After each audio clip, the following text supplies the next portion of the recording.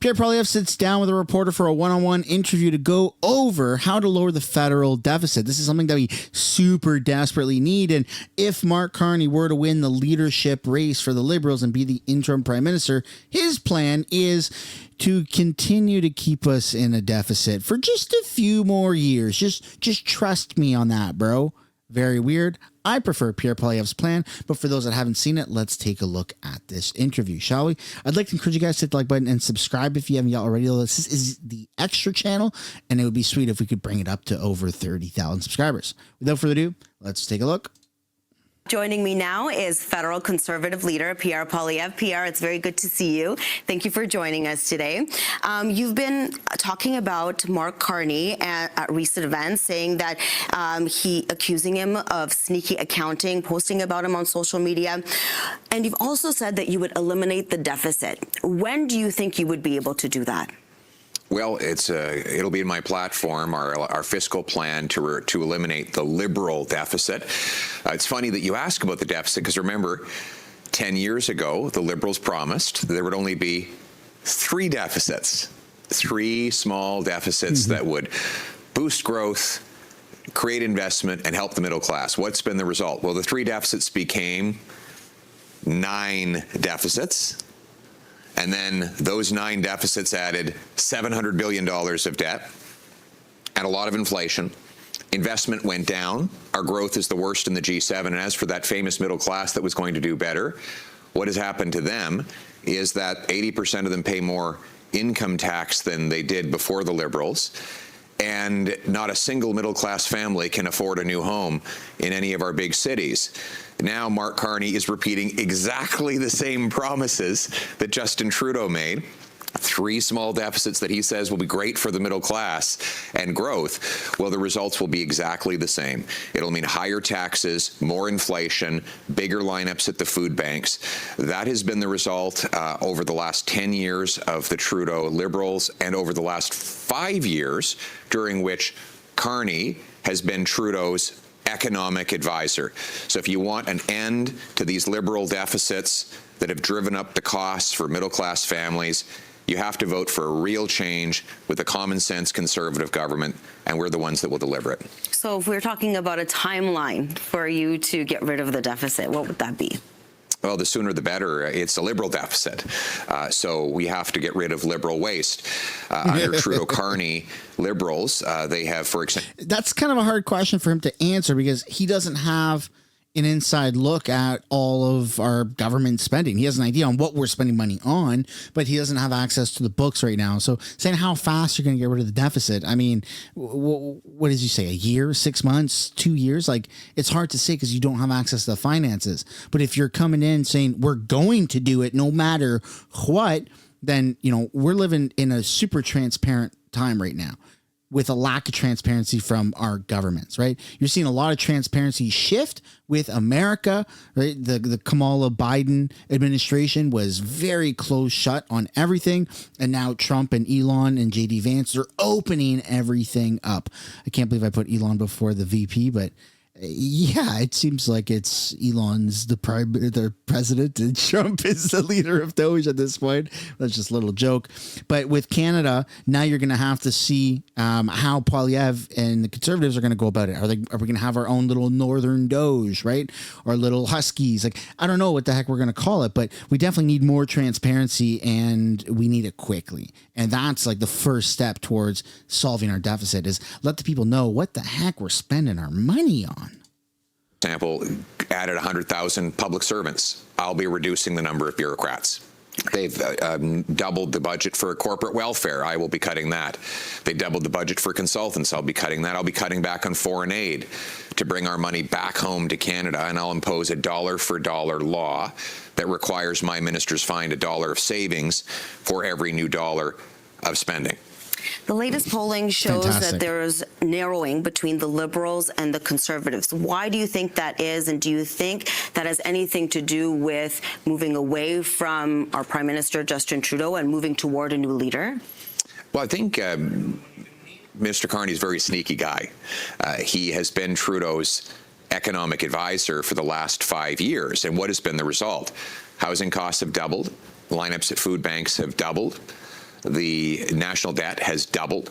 He has helped Justin Trudeau impose the carbon tax and pushed for that tax to go up even more. And now he plans a real sneaky trick. He's going to hide the carbon tax for 2 months right before the election so that it will not appear at the gas station. But after the election's over, he'll bring in a much bigger carbon tax. That's why the people keep calling him Carbon Tax Carney.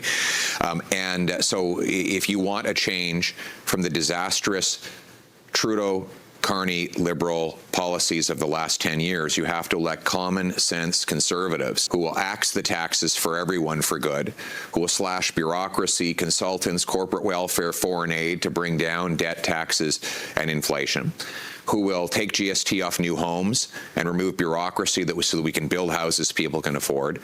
That's what real change is, and only common sense conservatives can deliver it. Let's talk about President Donald Trump. How would you handle him if, hypothetically speaking, you had a phone call with him today? What would that conversation be like? What would you say to him? Back off. One, will never be the 51st state. We will bear any burden and pay any price to protect our sovereignty. Two, we will respond to tariffs with retaliation, and I will use the dollars raised for those tariffs to save jobs and companies that are directly affected by a trade war, but also cut taxes for workers and businesses so that we can bring home the investment Liberals have driven south of the border. We need to be strong here at home. Under Carney, he supported Trudeau's decision to block pipelines and resource jobs in Canada while he invested in American coal and moved his headquarters from Canada to New York City, just like Trump wanted. We don't need a prime minister who's going to put America's economy first, as Carney did. We need a prime minister who will put Canada first. That means passing a big, bold, patriotic, bring it home tax cut on work, investment, home building, energy, making stuff in Canada, so we can bring back that investment and become a self-reliant country that rewards its companies for paying high wages, that produces its own resources and trades across Canada. That's what we're going to do when I'm Prime Minister, and that will make us strong to stare down Trump and any of the threats he puts forward. For months, you've said... Yeah, very good answers. So far, everything he's saying is just absolutely phenomenal.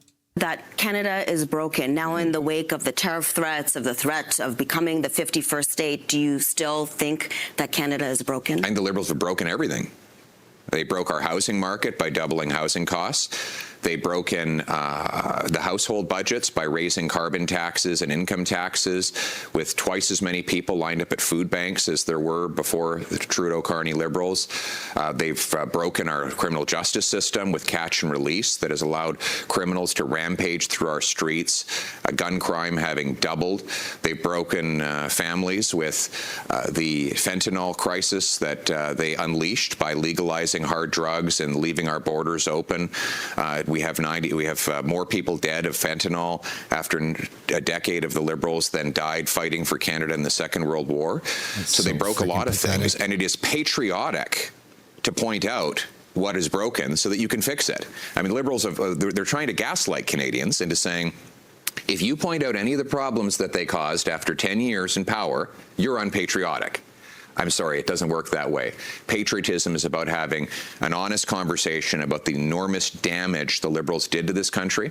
And by the way, I won't take any lessons on patriotism from Mark Carney, who took jobs and money out of Canada to put them in the States, in China, and in the Middle East. I won't take any lessons from the Liberals on patriotism after they have been lowering our flag and putting down our history for the last 10 years. Conservatives will put Canada first, and that means fixing what Liberals broke.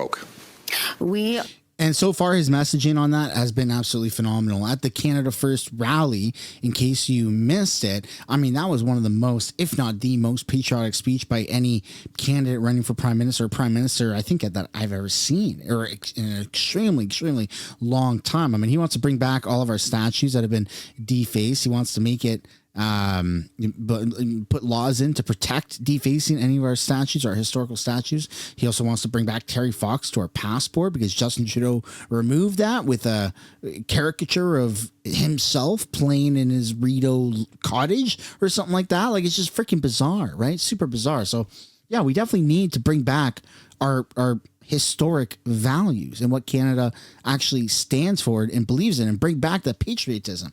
People want it. People are ready for it. You can almost taste it. It's right there at the tip of your tongue. It's right there within grasp.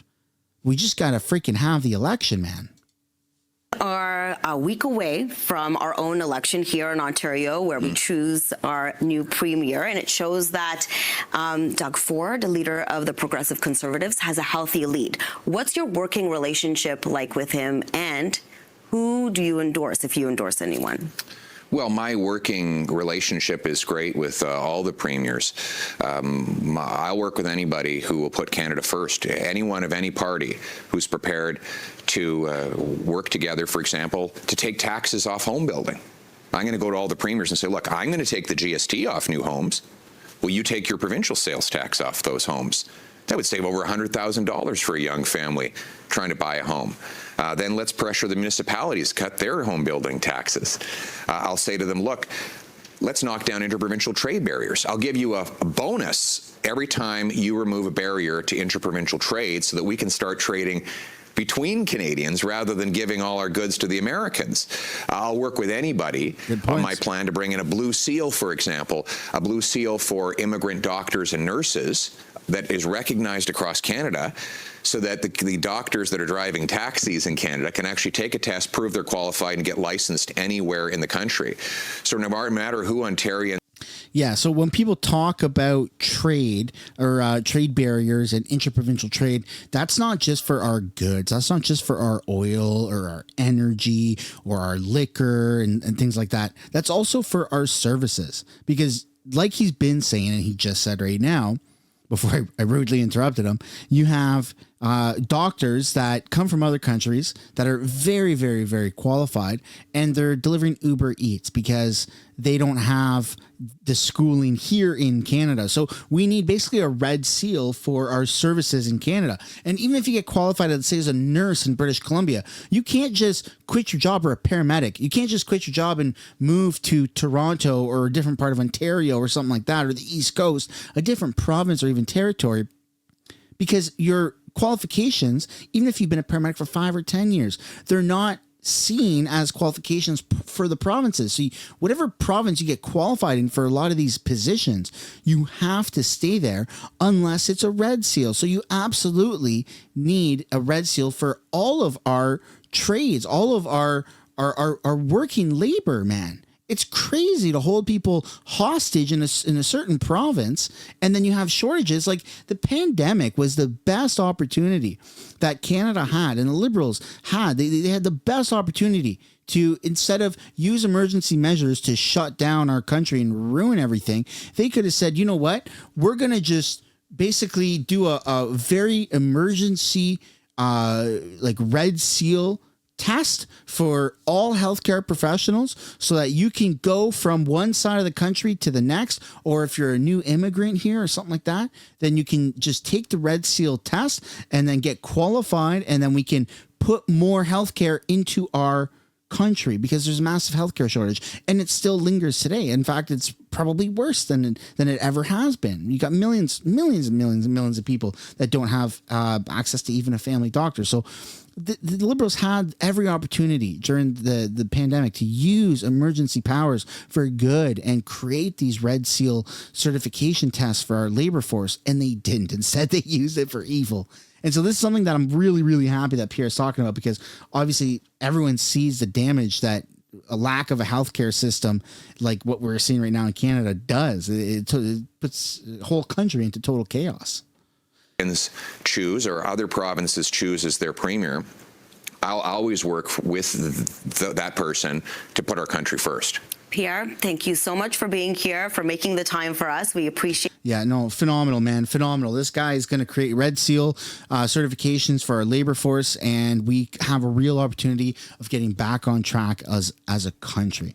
Awesome. Hope you enjoyed the video. Drop a like and subscribe to the channel, and I'll see you all later. Bye for now.